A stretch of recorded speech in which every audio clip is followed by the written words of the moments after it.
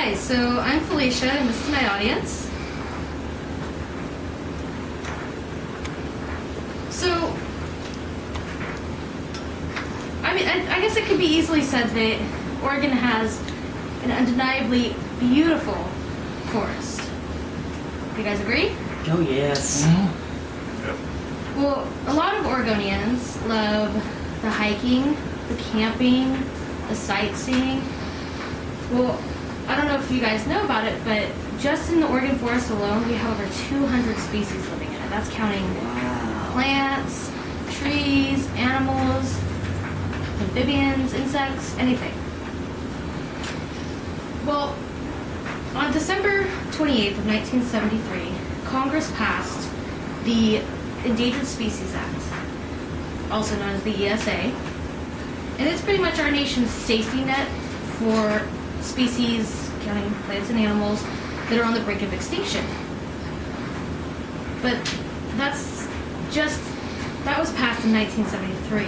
Like, that isn't really been upgraded since then, and there's been a lot of faults and a lot of animals going extinct lately. According to endangeredspecies.com, we have 51 species that are extinct as of 2004. Some of those, the plants, there's the rough popcorn flower. We have the western lily right over here. Some of the animals, there's the short-tailed albatross. We have our northern spotted owl, which is pretty popularly known to be endangered. And we have our gray wolves, plus more. It can pretty much easily be said that a lot of the threats to these threatened and endangered species has to do a lot with our logging. Oregon's been well known for its logging because of our forests. There's also been other factors involved, such as exotic species being brought over from other countries. We have our recreation centers, which could be, just for example, the Willamette Pass, Hoodoo. Also, we have fragmentation and isolation of certain habitats. Big one here in Eugene just alone is the marshlands. Well, the marshlands were a lot bigger than what they are just now. Like, we had a lot more to it and a lot more species living in it. That's counting some of the birds, some of the frogs, some of the fish.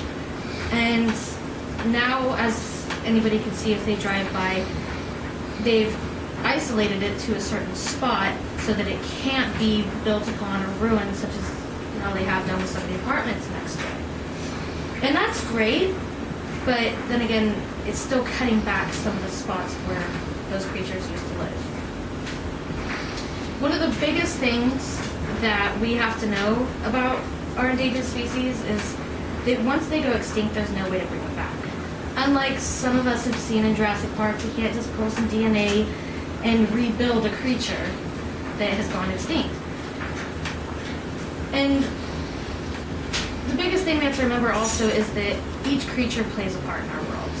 Like, if we lose a certain bird, they tend to pick up seeds and pollinate certain plants. Well, if they can't do that, then we lose those plants. If we lose those birds, then we could lose some of the animals that eat the birds, and then there's more species that'll add up. So just even though 51 species doesn't seem like a lot, it can easily build up.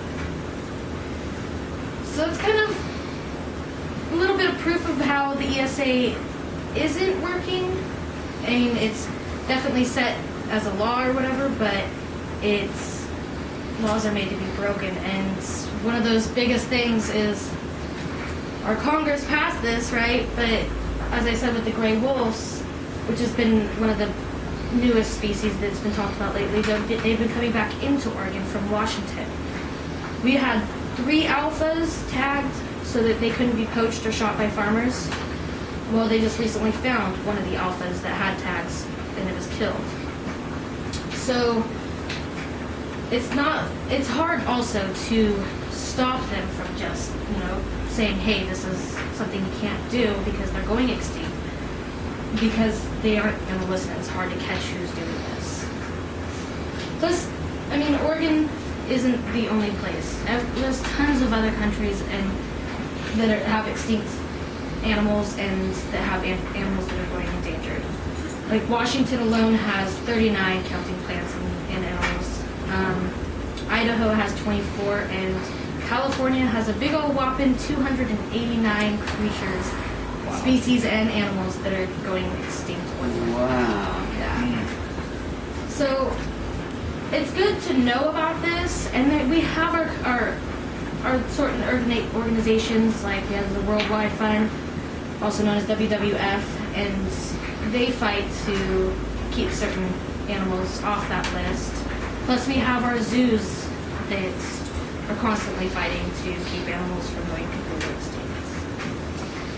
So if we want to keep our Oregon forest looking like this, then I think that we need to be well aware of what our logging and pollution and other factors that our company or our world is not contributing to our endangered species. Thank you.